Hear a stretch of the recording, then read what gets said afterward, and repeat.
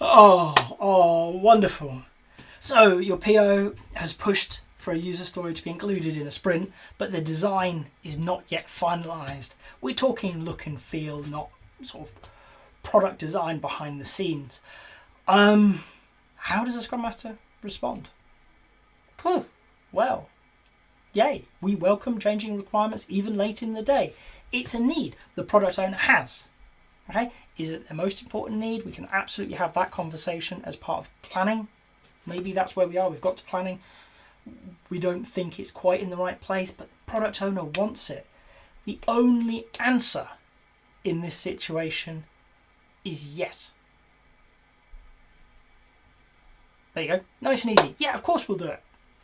Do you understand the cost because we're not quite ready? Okay. You've got a designer who's looking at the look and feel. It's not quite done. I've worked with them before and there are really, really good designers. No doubt there are really good designers who get the agile world. They're fewer, but they exist. Okay. They want to do a great job. They're consummate professionals. They have integrity. They have pride. They want the thing they design to be beautiful, fit for purpose, easy to use, easy to understand. These great things that really take time and effort. So it depends where we are in that. For me, the most important thing that team can be doing is building the most important thing for the customer. You would be amazed at how little design a customer needs if it solves a real urgent problem.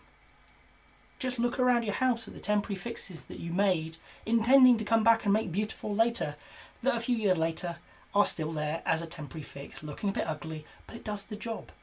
It's not the most important thing to solve today, so it can stay there for a while longer. One day it will be, and we'll fix it then. This is what we've got to remember.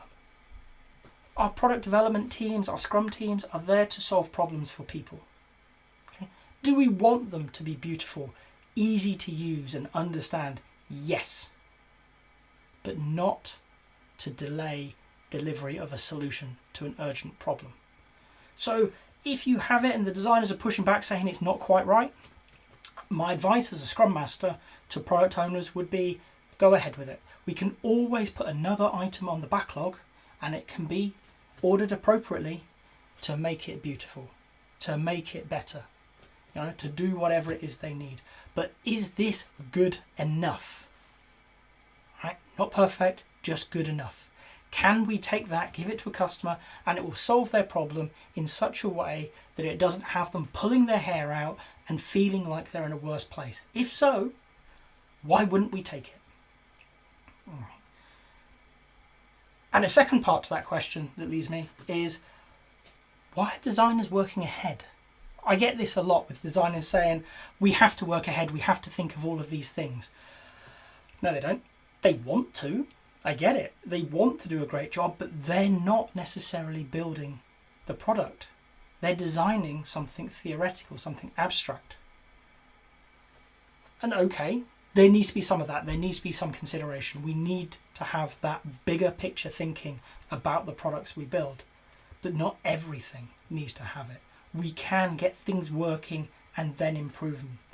Many designers and many organizations I've seen who take this, if we design a thing, then we build a thing, and we won't talk about how that's basically waterfall because they very often then test a thing. What they fall over with is they take the design and then they produce something close to the design. They don't produce the design itself because in the tools the designer's using are not the constraints of the tools the developers are using. Instead, what I would want to see is your designers coming into your team, into your Scrum team properly, as part of that required skill set to deliver a working product, an increment that is fit for consumption by the customer. And work with them, alongside them, saying, I want it to look like this and roughly this. And together, in collaboration, in iteration, within the sprint, come up with something that is working, solving a problem, and the right level of design embedded in it. It all happens together, not one after the other.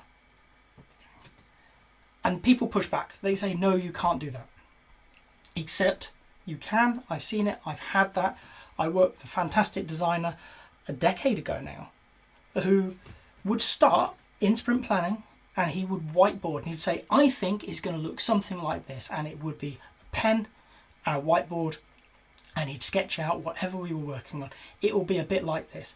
Very quickly, he took the lead, okay? Because he knew, brilliant UX guy, he knew what he wanted to see.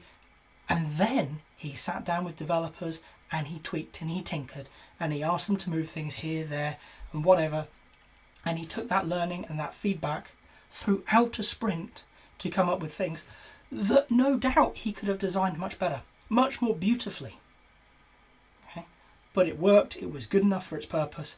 And then if he could see ways to improve it further, he insisted on new items on the backlog to make those changes later on, that were prioritized, that were ordered against other things that were of more or less value and more or less urgency by the product owner.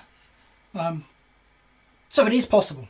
You can, as a designer, work within a Scrum team. You can work in a collaborative, iterative fashion with them. Okay? As a Scrum Master, if you're presented with the option of delivering something the product owner wants that's not perfect or not, go with it. If the product owner is at a point where they think it's important enough to get done and they are willing to sacrifice time to learn and discover as part of the sprint, then surely that tells you the person who is there to make those decisions is willing to pay the cost of getting it done. Your role is just to say, of course, team, what do we need? What are the conversations we need to have? It's not ours to get in the way. In fact, it's ours to advise them to do so and work with the team to make it happen within the best of everybody's ability. If you've got to this point in the video, I hope you've enjoyed it. If so, a like would be appreciated. If you want to hear more from me, more answers to questions that maybe you've got in the Agile world, please subscribe to the channel. And if you've got a question that you really want answered, drop it in the comments. I promise we'll get around to it. Thank you.